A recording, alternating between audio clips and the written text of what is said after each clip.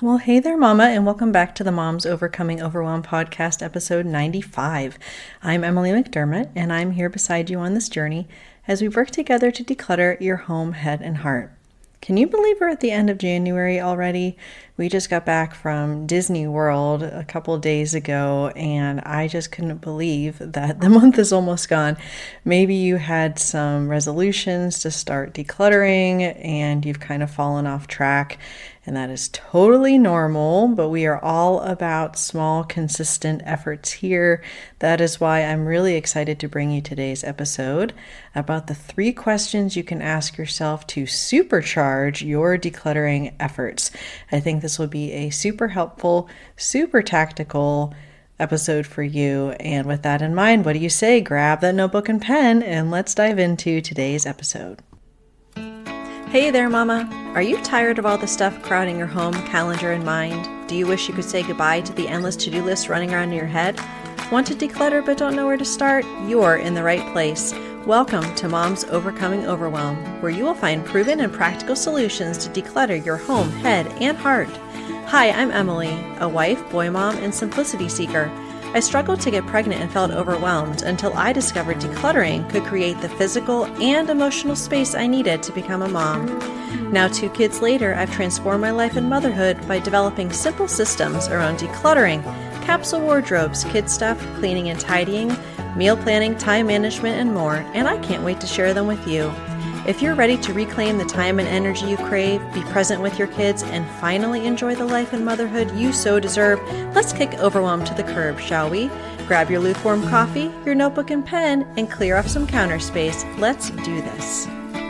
I want to make sure you check out the show notes today because there's going to be a lot of great stuff there, not only the related episodes to what we're talking about today, but also some information about some upcoming summits that I am participating in, as well as some other information that you don't want to miss because we are doing challenges again in the Facebook group, tinyurl.com/moms overcoming overwhelm.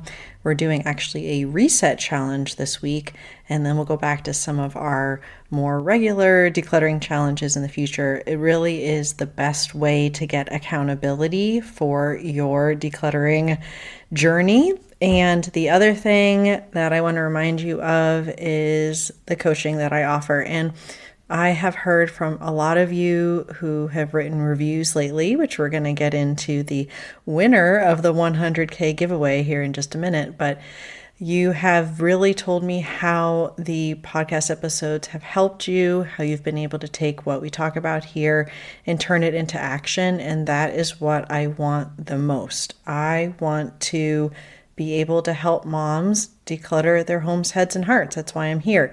So if you're able to do that by yourself and do it consistently, that is fantastic.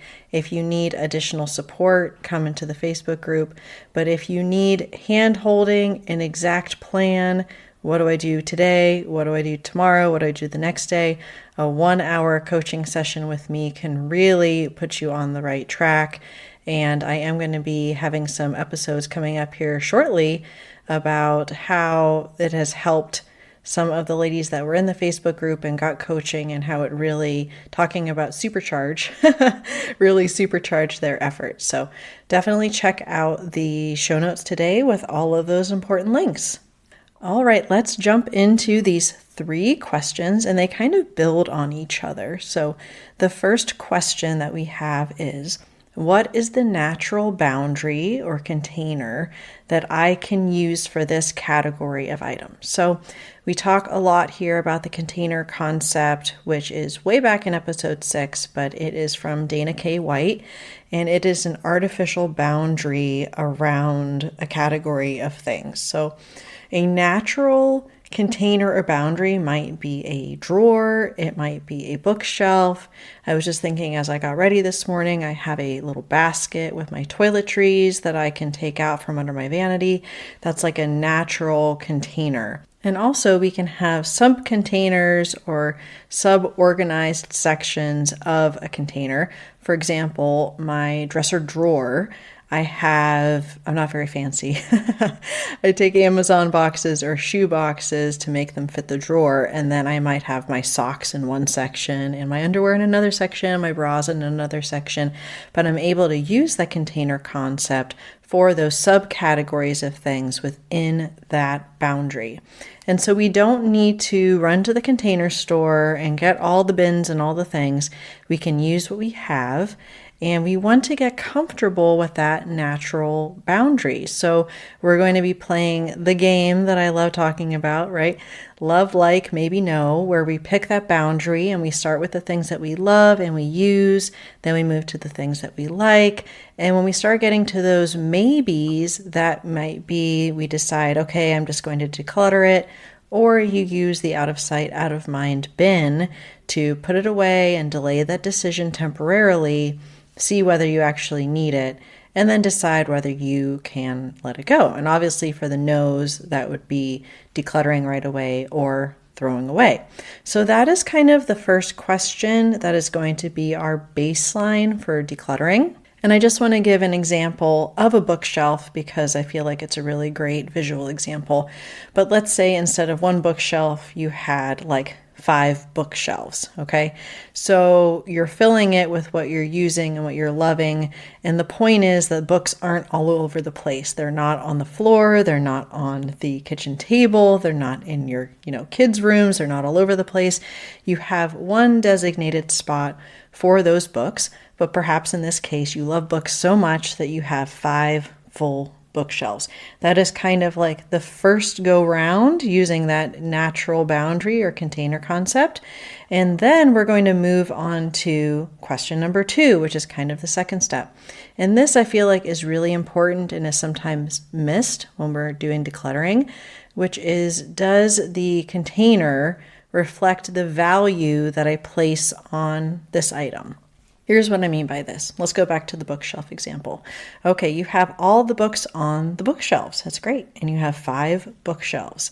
So the question is, do you actually value 5 bookshelves worth of books?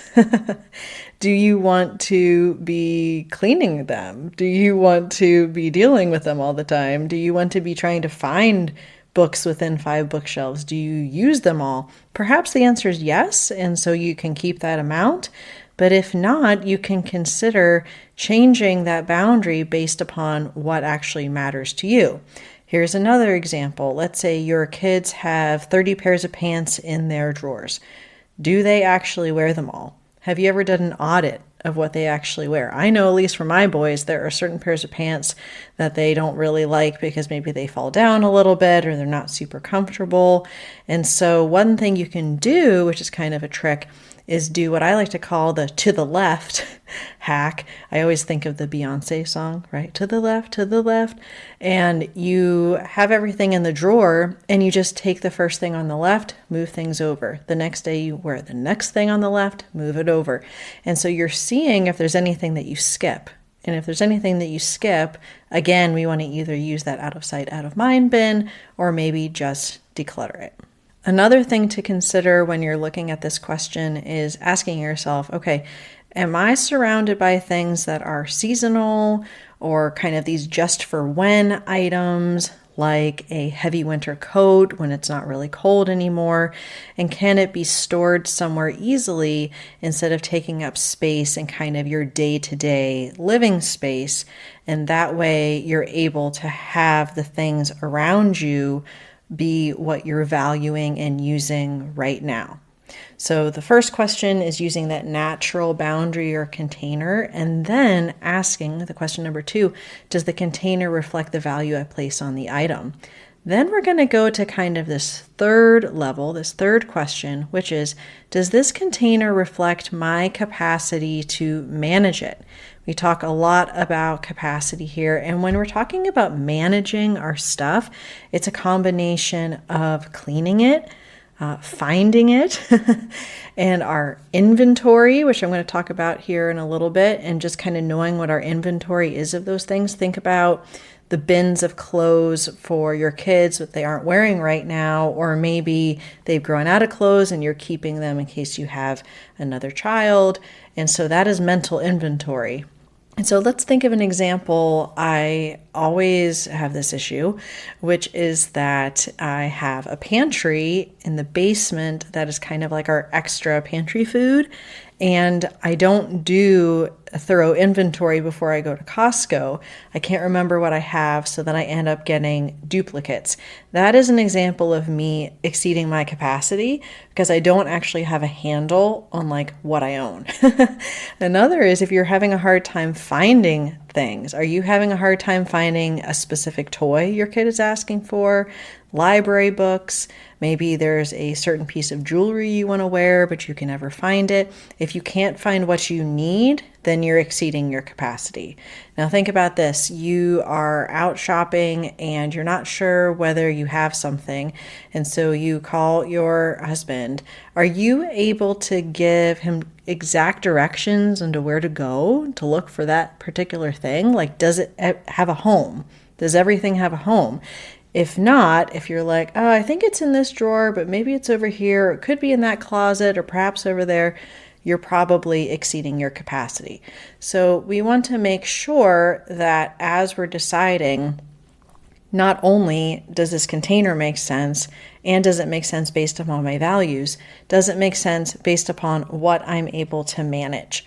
And we've spoken about the recalibration of enough, like what is enough to us? And can that be decreased so that we're able to live more within our capacity? These are all kind of difficult questions perhaps to think about, but it really is a process. And once you really are using the container concept to the fullest, then you're going to be able to really live within your capacity and make sure that you are living in alignment with your values, which is really what we are all about. Okay, I just realized that I went through the entire episode and I get so incredibly excited. And so now we're going to announce the winner of the 100K giveaway.